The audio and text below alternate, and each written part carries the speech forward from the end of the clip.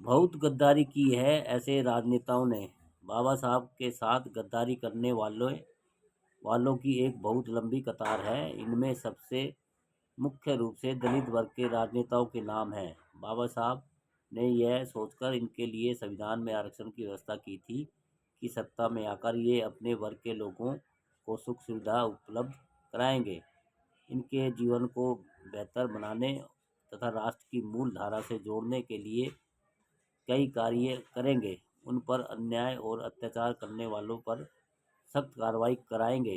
समय समय पर उनके बीच में पहुंचकर उनके दुख दर्द और को सुनेंगे, समझेंगे और उसे दूर करने का हर संभव प्रयास करेंगे। परंतु बड़े ही के साथ यह कहना पड़ रहा है कि बाबा साहब के इस सपने को ये लोग साकार नहीं कर सके।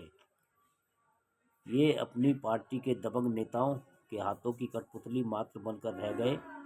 कदाचित ये अपने वर्ग के लोगों के लिए कुछ करने की बात भी करते हैं तो उनके द्वारा अनसुनी कर दिया जाता है और ये कुछ नहीं कर पाते, क्योंकि इन्हें सदैव यह भय बना रहता है कि यदि उन्होंने अपनी जबान खोली तो इन्हें पार्टी से निकाल दिया जाएगा या फिर अगली बार टिकट नहीं दिया जाएगा।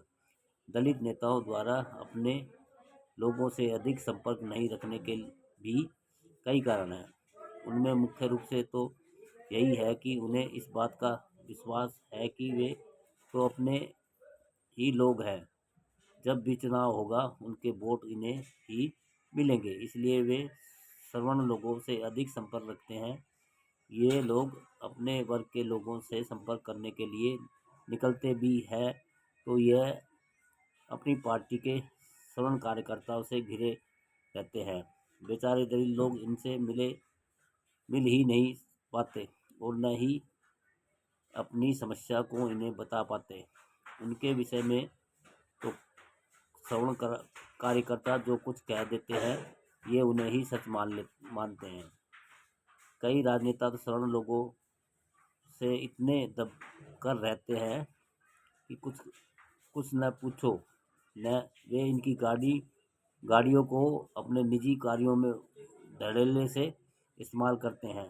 शासन से इन्हें मिलने वाली सुविधा को भी वे बड़ी शान से हड़प लेते हैं। ये उनसे इतने दबकर रहते हैं कि उनके मुख से चूं तक नहीं निकल पाता। पार्टी की मीटिंगों में इनकी हैसियत यस मैन से अधिक नहीं होती है। इन दब्बू नेताओं के बंगलों पर जब दलित वर्ग का कोई व्यक्ति मिलने जाता है तो उसे यह कहकर बाहर करवा दिया जाता है कि अभी साहब खास लोगों से बात कर रहे हैं।